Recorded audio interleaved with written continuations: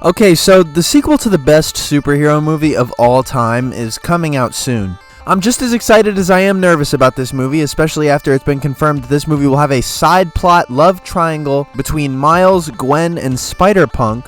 And there are some writers in the writer's room who maybe shouldn't be there, but nonetheless, I'm still excited.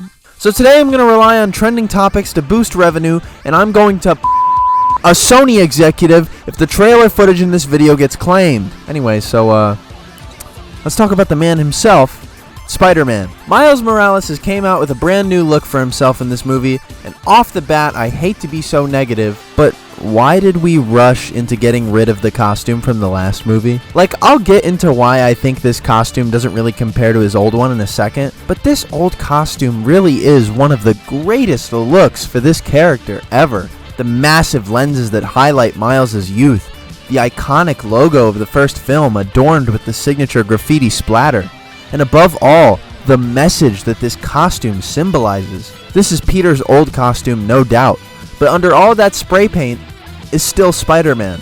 And that spray paint is Miles' way of taking the old Spider-Man costume and turning it into something that's unique to him. Even if these are both technically Peter's costumes, these two look completely different when put next to each other. The beauty lies in the subtle similarities and the massive differences between these two costumes. But then the new one comes in, and we probably won't ever see the old one again. It's not like I hate this new one either. I just wish we got to spend a little more time with my favorite look for Miles Morales before they tossed it out of the window. Look, here's the problem with the Across the Spider-Verse suit. Alright guys, today I'm going to be showing you how to make your very own custom Spider-Man design.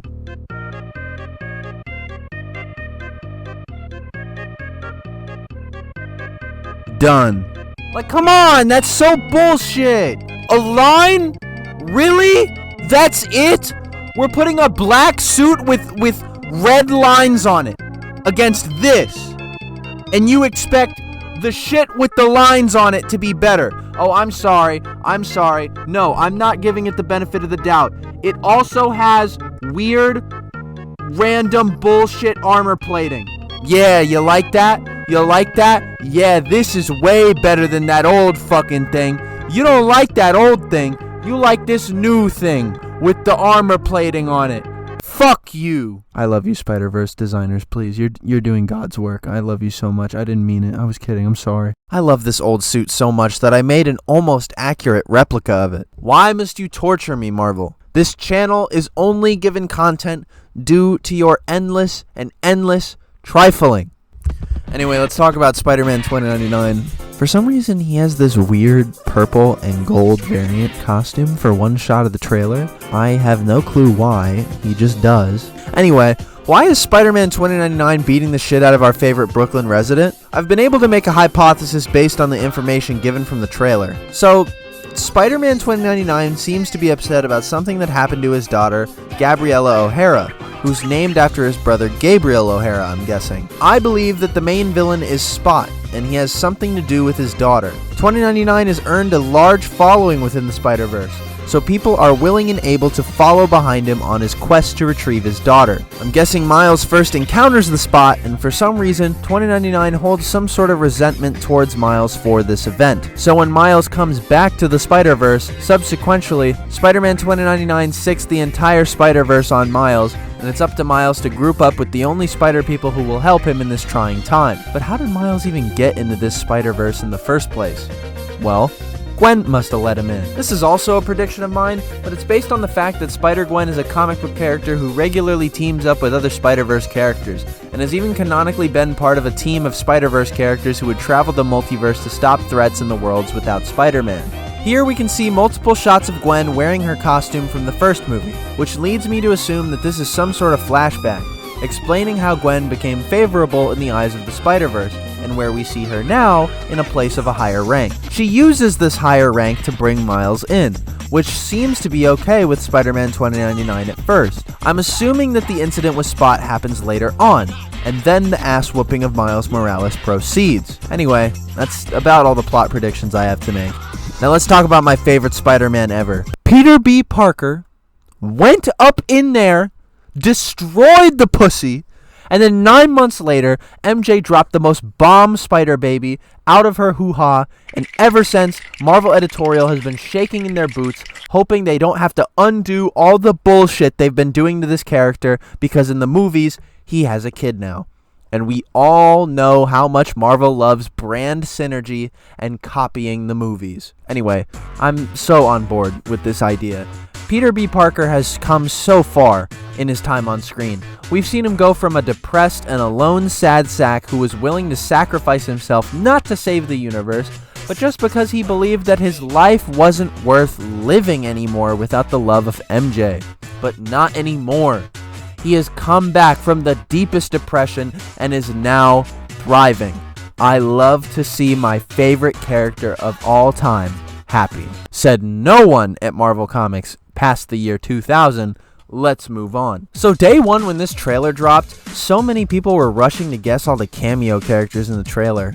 And almost every single massive outlet was getting them wrong. So I'm telling all these idiots to step aside and let the real, genuine autistic Spider-Man fan tell you who showed up in this goddamn trailer. Spider-Man PS4 shows up right next to someone who appears to be in some sort of sensational Spider-Man getup. But the reason I'm unsure is because said costume has many inaccuracies to the original. Compare these boots to the ones on Ben Reilly. Here is an incredibly skinny bulletproof Spider-Man, also known as Spider Armor Mark II, Steampunk Spider Lady, Spider Cop along with Mangaverse Spidey, what could possibly be Spider-Side standing next to a pink Spider-Man, Spinneret and her daughter Annie Mae Parker, the bombastic Bagman in a different jumpsuit, I assume due to Sony not having rights to the Fantastic Four costumes, Spider Flash Thompson, Spider Wolf, Spider Armor Mark I with super thick thighs for some reason? Is there a woman in there? Not to mention the added thigh armor in place of the typical Spider-Man belt. The Spider Armor Mark III, also known as the Ends of the Earth Spider-Man suit, and not the Fortnite suit like people were saying. I have been running from this shitty-ass costume ever since it was released. Spider-Man Unlimited, and now the poster with Scarlet Spider, who Ben Reilly fans are excited to see because Ben Reilly fans have had some of the worst stories ever written for them recently. Spider Knight, Doppelganger, an elusive clone of Spider-Man who literally just exists to be terrifying. I'm pretty sure no one even knows where he came from. One of the Spider-Women in the back there, next to Cowboy Spider-Man, who also has a spider horse, not to mention. I hope he shows up at some point. One of the clones from the Ultimate Spider-Man comic run. Sun Spider, a new disabled Spider-Sona who was granted canonicity after winning a Spider-Sona contest. And finally, Last Stand Spider-Man. And that's all the important Spider people I could see from the promotional material who aren't already being advertised as important characters. But anyway, wait a damn minute. Is that?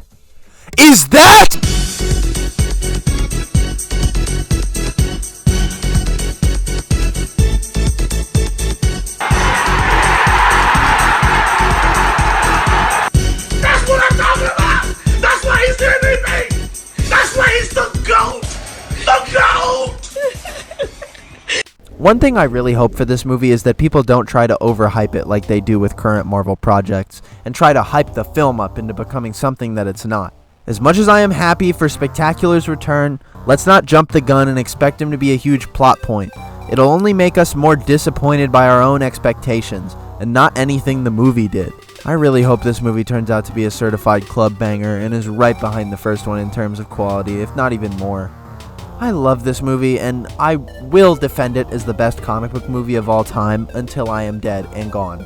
I hope I'll be defending the second one soon. And hopefully even better, I hope I won't have to. Outro card.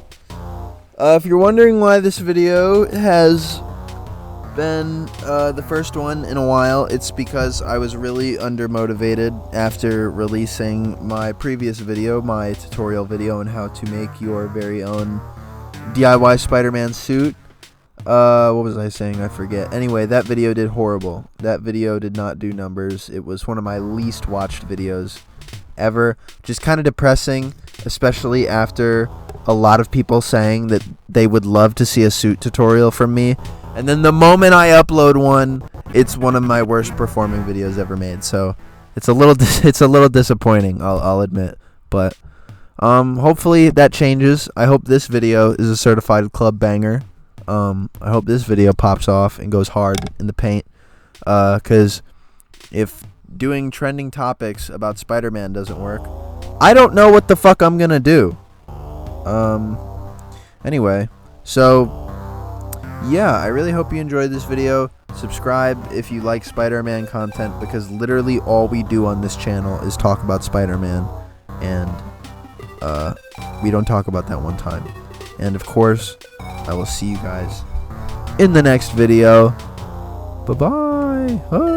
I'm planning to make that TASM 1-2 retrospective soon. But go watch the Raimi one.